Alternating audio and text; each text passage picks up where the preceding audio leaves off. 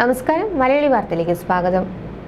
5 വർഷം മുമ്പ് പത്തനംതിട്ടയിൽ നിന്ന് ജസ്ന മരിയ ജെയിംസിനെ കാണാതാകുമ്പോൾ വീട്ടിൽ നിന്ന് പോകുമ്പോൾ 60,000 രൂപ കൈവശമുണ്ടായിരുന്നുവെന്നും ഇതേക്കുറിച്ച് CBI അന്വേഷിക്കണമെന്നും ആവശ്യപ്പെട്ട് ജസ്നയുടെ പിതാവ് ജെയിംസ് CJM കോടതിയിൽ അധിക സത്യവാങ്മൂലം നൽകി.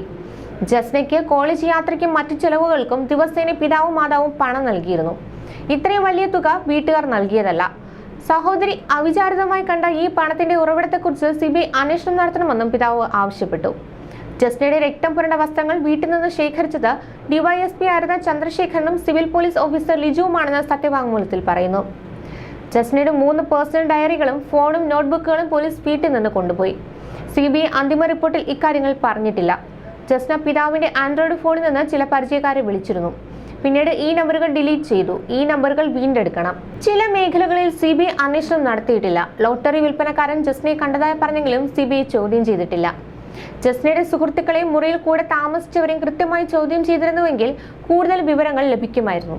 6 മാസം കൂടി CBI ഈ കേസ് അന്വേഷിക്കണമെന്നും കുടുംബം പരാതിയായി ഉന്നയിച്ച കാര്യങ്ങളിൽ അന്വേഷണം നടത്തണമെന്നും അധിക സത്യവാങ്മൂലത്തിൽ ആവശ്യപ്പെടുന്നു.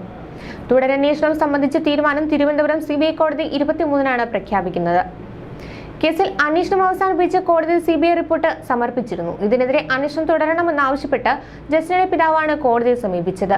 ജസ്നയുടെ രക്തം പുരണ്ട വസ്ത്രം ഉൾപ്പെടെയുള്ള കാര്യങ്ങൾ ഇദ്ദേഹം ചൂണ്ടിക്കാട്ടിയിരുന്നു. എന്നാൽ സാധ്യമായ എല്ലാ അന്വേഷണവും നടത്തിയിരുന്നുവെന്നാണ് CBI കോടതിയെ അറിയിച്ചത്. ജസ്നയുടെ രക്തക്കറ അടങ്ങിയ വസ്ത്രങ്ങൾ ക്രൈംബ്രാഞ്ച് കൈമാറിയിരുന്നു എന്ന പിതാവിന്റെ വാദം അന്വേഷണ ഉദ്യോഗസ്ഥനായ CBI ഇൻസ്പെക്ടർ നിപുൽ ശങ്കർ ഖണ്ഡിച്ചു. വസ്ത്രം കേരള പോലീസിന് ലഭിച്ചിട്ടില്ലെന്നും ജസ്ന ഗർഭിണി അല്ലായിരുന്നുവെന്നും അദ്ദേഹം കോടതിയെ അറിയിച്ചു. തുടരന്വേഷണം ആവശ്യപ്പെട്ട് നൽകിയ ഹർജിയിൽ വിശദീകരണം ആവശ്യപ്പെട്ട് കോടതി തന്നെയാണ് CBI ഉദ്യോഗസ്ഥനെ വിളിച്ചു വരുത്തിയത്. ഈ കേസ് ആദ്യം അന്വേഷിച്ച ഉദ്യോഗസ്ഥരുടെ മൊഴി CBI എടുത്തിട്ടില്ലെന്ന് ജസ്നയുടെ അച്ഛൻ ജെയിംസ് ആരോപിച്ചു. എന്നാൽ കേസിൽ എല്ലാവരുടെയും മൊഴിയെടുത്തുവെന്ന് നിപുൽ ശങ്കർ കോടതി അറിയിക്കുകയായിരുന്നു. എല്ലാ കാര്യങ്ങളും തങ്ങൾ അന്വേഷിച്ചുവെന്നും ഇനി തുടരന്വേഷണം ആവശ്യമില്ലെന്നുമാണ് CBI കോടതിയിൽ അറിയിച്ചിരിക്കുന്നത്. റാന്നി വെച്ചൂച്ചിറ മുക്കൂട്ടുതറ സന്തോഷ് കവലയിൽ കുന്നത്ത് ജെയിംസിന്റെ ജോസഫ് മകളാണ് ജസ്ന. 2018 മാർച്ച് 22-നാണ് ജസ്നയെ കാണാതാകുന്നത്. അന്ന് 20 വയസ്സായിരുന്നു. ലോക്കൽ പോലീസും സ്പെഷ്യൽ ടീമും ക്രൈംബ്രാഞ്ചും അന്വേഷിച്ച കേസാണ് പിന്നീട് CBIക്ക് കൈമാറിയത്. കാഞ്ഞിരപ്പള്ളി ST കോളേജ് വിദ്യാർത്ഥിയായിരുന്ന ജസ്ന പരീക്ഷയ്ക്ക് മുന്നോടിയായി പഠനാവധിയിലായിരുന്നു.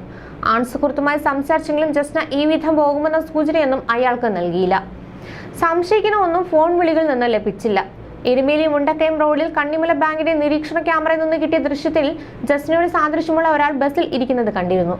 എരുമേലി, കാഞ്ഞിരപ്പള്ളി എന്നിവിടങ്ങളിലെ പല ക്യാമറ ദൃശ്യങ്ങൾ നോക്കിയെങ്കിലും അധികം വിവരങ്ങളൊന്നും കിട്ടിയില്ല. ന്യൂസ് ഡെസ്ക്, മലയാളി വാർത്ത.